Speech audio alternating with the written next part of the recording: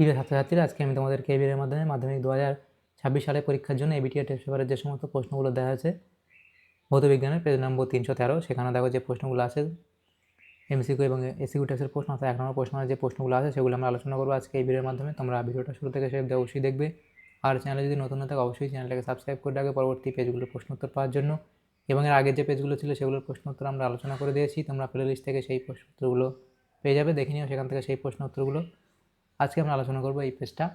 তো বিভাগ কয়ের মধ্যে যে প্রশ্নগুলো আছে দেখো, একের দাগে বহু বিকল্প ভিত্তিক প্রশ্ন, প্রতিটি প্রশ্নের নিচে উত্তর হিসেবে 4টি করে বিকল্প উত্তর দেওয়া আছে, যেটি ঠিক সেটি লেখো। 15টা প্রশ্ন এখানে আছে, 1 নম্বর করে দেওয়া আছে 15 নম্বর। প্রথম প্রশ্ন একের দাগের একে বলা আছে দেখো, পদার্থ যে জোটটি গ্রিনহাউস গ্যাস নয়, পদার্থ যে জোটটি গ্রিনহাউস গ্যাস নয়।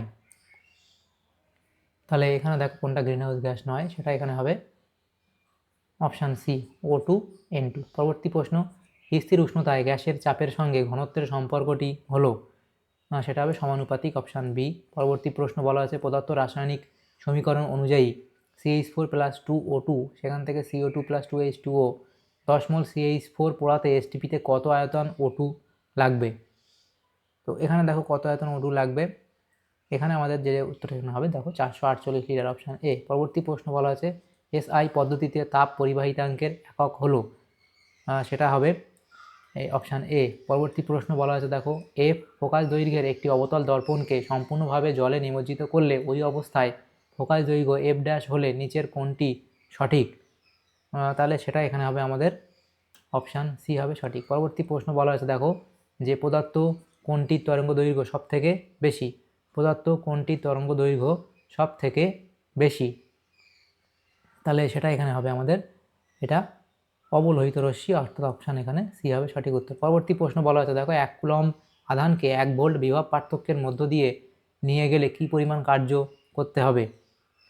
তাহলে এখানে হবে কত পরিমাণ কার্য করতে হবে, সেটা হবে 1 জুল।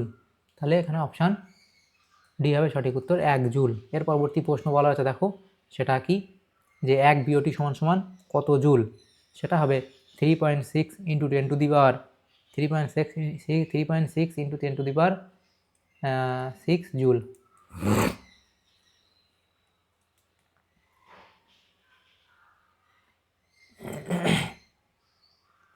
এখন একটা দাগের প্রশ্ন বলা আছে দেখো, 1 বিওটি সমান কত জুল, সেটা হবে 3.6 × 10⁻6 জুল।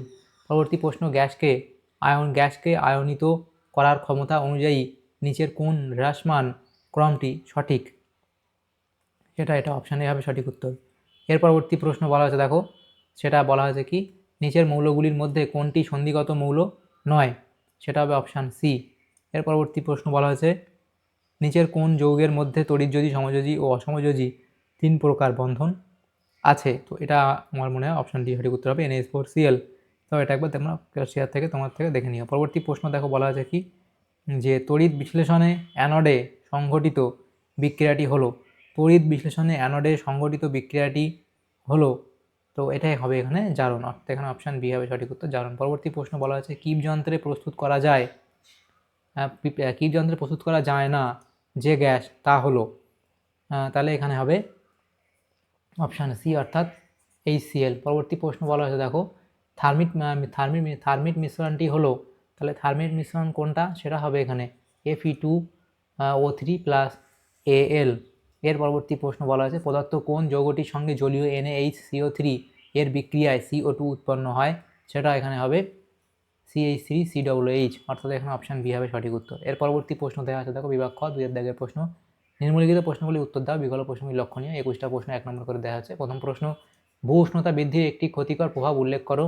তাহলে ভূ উষ্ণতা বৃদ্ধির একটি ক্ষতিকর প্রভাব তোমরা কি লিখবে, তাহলে ভূ উষ্ণতা বৃদ্ধির ফলে মেরু অঞ্চলে এবং পর্বতের চূড়ায় জমে থাকা বরফ দ্রুত গলে যায়, যার ফলস্বরূপ সমুদ্রের জলস্তর বৃদ্ধি পায়। তাহলে কি লিখবে, সমুদ্রের জলস্তর বৃদ্ধি পাবে, সমুদ্রের জলস্তর বৃদ্ধি পাবে, জলস্তর বৃদ্ধি পাবে। তো সেটা কেন বৃদ্ধি পাবে, লিখবে যে মেরু অঞ্চল এবং পর্বতের চূড়ায় থাকা বরফ গলে যাবে উষ্ণতা বাড়লে, সেই কারণে এখানে সমুদ্রের জলস্তর বৃদ্ধি পাবে। পরবর্তী প্রশ্ন, একটি শক্তি উৎসের নাম লেখো যেটি স্থিতিশীল বৃদ্ধি ও উন্নয়নের জন্য ব্যবহৃত হয়। তাহলে সেটা এখানে হবে সৌরশক্তি। এর পরবর্তী প্রশ্ন কি বলা আছে দেখো, পরবর্তী প্রশ্ন হচ্ছে এখানে দেখো, পরবর্তী যে প্রশ্ন এখানে দেওয়া হয়েছে সেটা হলো যে জ্বালানির তাপন মূল্যের এসআই একক লেখো। জ্বালানির তাপন মূল্যের এসআই একক লেখো। তাহলে লিখবে joule per KG, joule per KG. এর পরবর্তী প্রশ্ন বলা হয়েছে দেখো, সত্য বা মিথ্যা যাচাই করো। একই চাপ উষ্ণতায় CO2 ও O2 গ্যাসের একই আয়তন, অণুর সংখ্যা আলাদা। তাহলে এটা এখানে কি বলা হয়েছে, এটা মিথ্যা বলা হয়েছে। এর পরবর্তী প্রশ্ন, 13 গ্রাম C2H2 গ্যাসের জন্য আদর্শ গ্যাস সমীকরণটি লেখো। তাহলে এটা আদর্শ গ্যাস সমীকরণটি কি হবে সেটা দেখো, এখানে এই যে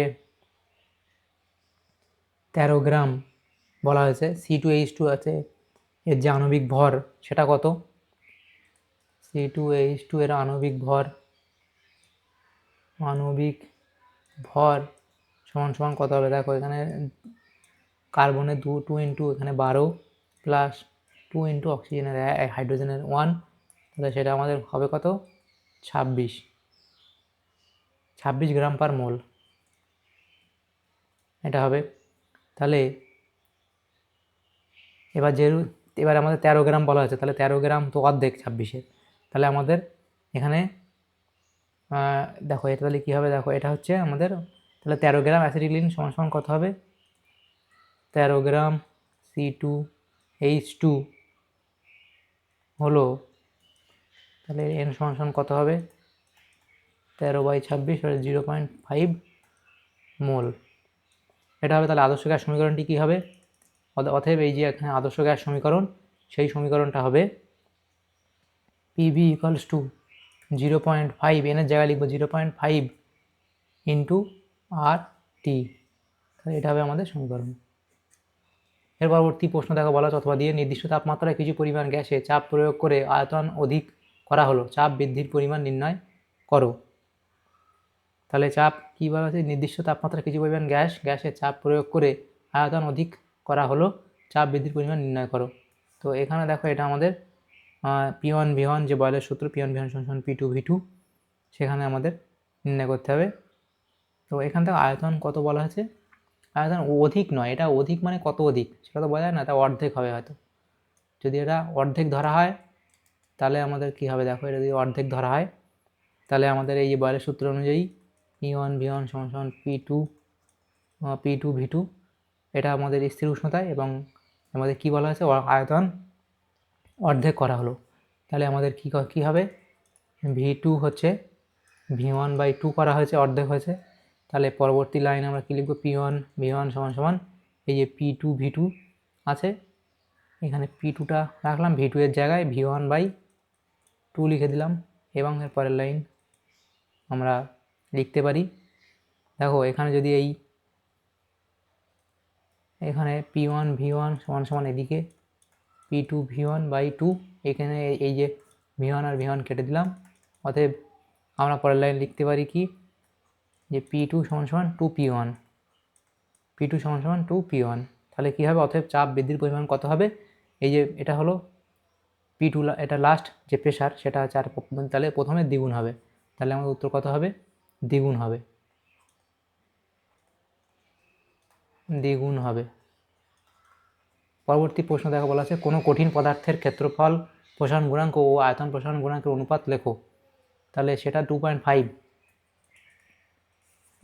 সেটা আমাদের হয় কত, 2:, ক্ষেত্রফল প্রসারণ গুণাঙ্ক প্রথমে আছে, হ্যাঁ প্রথমে ক্ষেত্রফল প্রসারণ গুণাঙ্ক, আয়তন প্রসারণ গুণাঙ্ক 2:3 হয়। এর পরবর্তী প্রশ্ন অথবা দিয়ে, সেলসিয়াস স্কেলে উষ্ণতার বৃদ্ধি হলে কেলভিন স্কেলে উষ্ণতার বৃদ্ধি কত হবে, তাহলে সেটা সমান হবে, এই 2.5-এর সেটা হচ্ছে কি, সমান হবে। তার পরবর্তী প্রশ্ন, একটি আলোকরশ্মি অবতল দর্পণের বক্রতা কেন্দ্র দিয়ে গেলে আপতন কোণ কত হবে, তাহলে সেটা হবে 2.6, এখানে লিখে দিই, সেটা হবে 0, অর্থাৎ 0 ডিগ্রি। এর পরবর্তী প্রশ্ন, দৃশ্যমান আলোর তরঙ্গ দৈর্ঘ্যের পাল্লাটি লেখো। দৃশ্যমান আলোর তরঙ্গ দৈর্ঘ্যের পাল্লাটি লিখতে বলা হয়েছে, তাহলে 2.7, দৃশ্যমান আলোটির তরঙ্গ দৈর্ঘ্যের পাল্লা তোমরা এখানে লিখে দেবে 380 ন্যানোমিটার থেকে 700 ন্যানোমিটারের কাছাকাছি এরকম একটা লিখে দেবে। এর পরবর্তী যে প্রশ্ন এখানে আছে দেখো, আচ্ছা 2.8 একটি তারকে দুভাগে ভাগ করলে তার রোধাঙ্কের কী পরিবর্তন হবে? তাহলে কী হবে? কোনো পরিবর্তন হবে না, কোনো পরিবর্তন হবে না অথবা পরিবর্তন থাকবে, কোনো পরিবর্তন হবে না। পরবর্তী প্রশ্ন দেখো, ডায়নামোতে কোন ধরনের শক্তি তড়িৎ শক্তিতে রূপান্তরিত হয়? তাহলে সেটা হয় কী হবে? ডায়নামোতে সেটা হবে এখানে যান্ত্রিক শক্তি তড়িৎ শক্তিতে রূপান্তরিত হয়, যান্ত্রিক শক্তি তড়িৎ শক্তিতে রূপান্তরিত হয়। এর পরবর্তী প্রশ্ন আছে 2.10 পারমাণবিক চুল্লিতে কোন ধরনের নিউক্লিয় বিক্রিয়ার সাহায্যে শক্তি উৎপাদন করা হয়? তাহলে সেটা হবে নিউক্লিয় বিভাজন, নিউক্লিয় বিভাজন, নিউক্লিয় বিভাজন। তো সেটা কিন্তু হবে যে শৃঙ্খল নিউক্লিয় বিভাজন হবে, অর্থাৎ control nuclear fusion, control nuclear fission. এর পরবর্তী প্রশ্ন, অথবা দিয়ে তেজস্ক্রিয় মৌলের খনিতে কোন নিষ্ক্রিয় গ্যাস পাওয়া যায়? তাহলে সেটা হবে আর্গন। তার পরবর্তী প্রশ্ন এখানে দেখো যেগুলো বলা আছে, পিডিএফ নিতে গেলে আমাদের হোয়াটসঅ্যাপ নম্বরে যোগাযোগ করতে পারো তোমরা। বাম স্তম্ভ এবং ডান স্তম্ভ মেলাতে বলা আছে এখানে। তো বাম স্তম্ভ আছে কি অ্যামোনিয়া প্রস্তুত করতে ব্যবহৃত হয়, অ্যামোনিয়া প্রস্তুত করতে ব্যবহৃত হয়, সেটা হবে N2।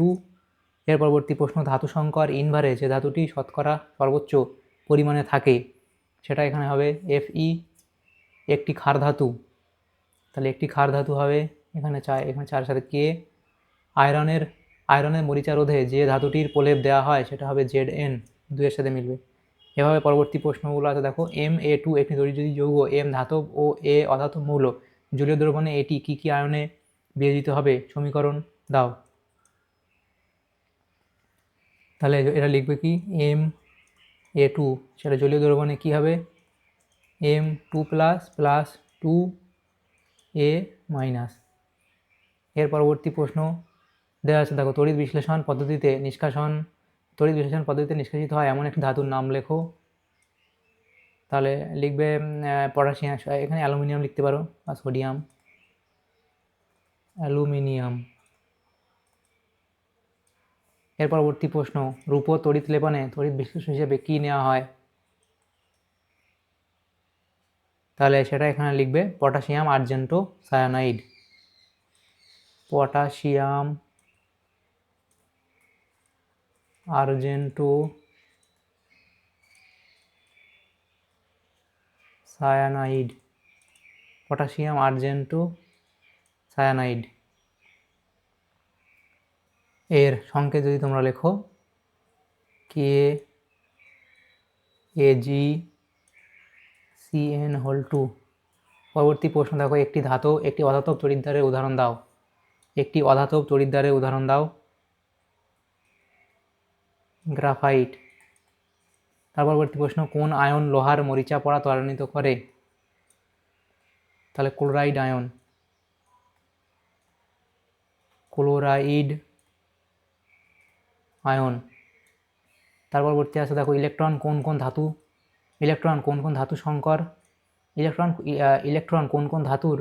সংকর ধাতু? তাহলে লিখবে ম্যাগনেসিয়াম এবং অ্যালুমিনিয়াম, ম্যাগনেসিয়াম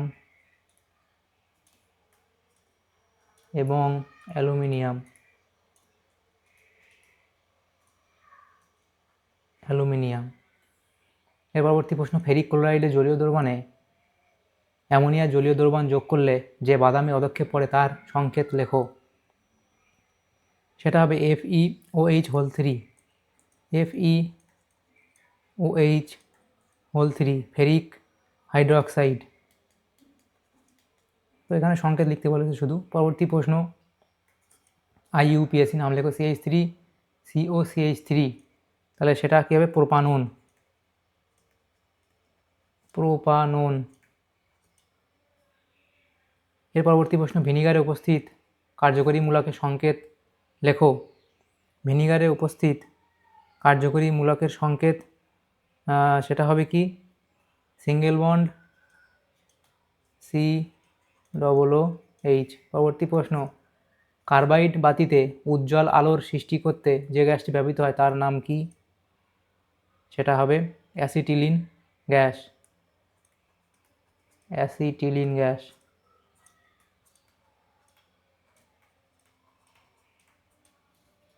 তাহলে আমাদের এখানে যে প্রশ্নগুলো ছিল দেখো এই পেজের ভৌতবিজ্ঞানের 1 নম্বর প্রশ্নের যে প্রশ্নগুলো ছিল সেগুলো আমরা আলোচনা করলাম আজকে এই ভিডিওর মাধ্যমে। তোমাদের যদি সামান্যতম উপকার এসে থাকে ভিডিওটা অবশ্যই একটা লাইক করবে এবং বেশি বেশি করে বন্ধুদের সাথে শেয়ার করবে। আর পরবর্তী পেজগুলো প্রশ্ন উত্তর পাওয়ার জন্য অবশ্যই তোমরা আমাদের চ্যানেলটাকে সাবস্ক্রাইব করে রাখবে। Thank you, thanks for watching.